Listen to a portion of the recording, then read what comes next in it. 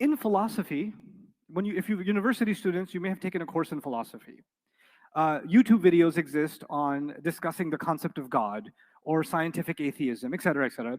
God is a subject that's discussed as a topic, just like basketball is a topic, or cars are a topic, or the AI is a topic. God is also a what? Topic. And you can make TikTok videos about God or why you don't believe in it. You can make YouTube videos. You can write articles. You can make fun. You can have cartoons about God. Does that stuff exist? So people can have arguments about God very boldly with the full confidence that the one you're talking about is not there, present in that conversation, witnessing your your obscene behavior in regards to him.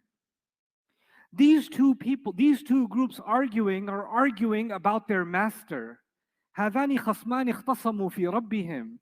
No concept that there's even a possibility that Allah Himself is watching. Listen, some people hate the police. These cops, they're pigs, they're this, they're that. I hate the police. Man, these guys. And then a cop pulls you over. When a cop pulls you over, comes up to your window, what do you say? Hello, officer. Nice hat. Is everything okay, officer? I thought I was going under the speed limit. What happened? Why didn't you say, hey, pig?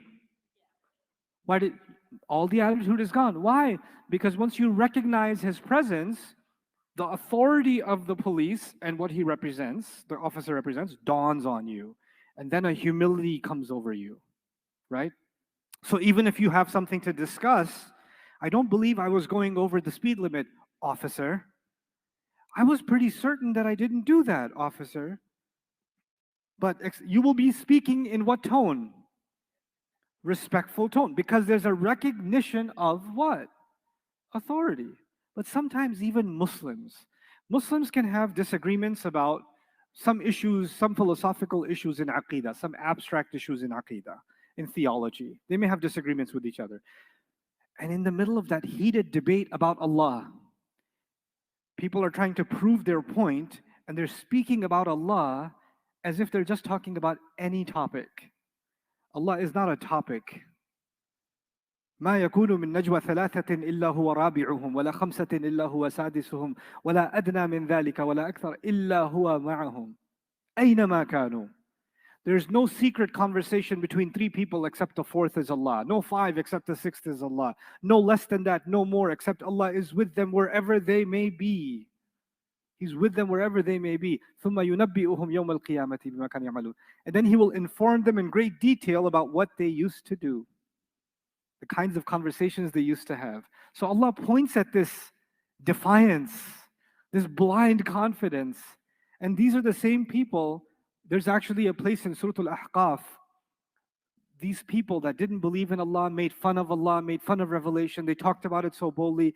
They're standing there, يَوْمَ يُعْرَضُ الَّذِينَ كَفَرُوا عَلَى النَّارِ, the day on which these disbelievers will be placed right in front of the fire. The fire is there, they're standing right there. Allah says, أَلَيْسَ هَذَا بِحَقٍّ? Isn't this real? Allah asked the question to them, isn't this real? Because what did they used to say all this time? Oh, come on, imaginary stories, please. It's just fiction. Come on, grow up. The world moved on. Religion is outdated. Allah says, is that fire outdated? Is that real enough? Bala wa Rabbina. No, of course it is. We swear by our Rabb.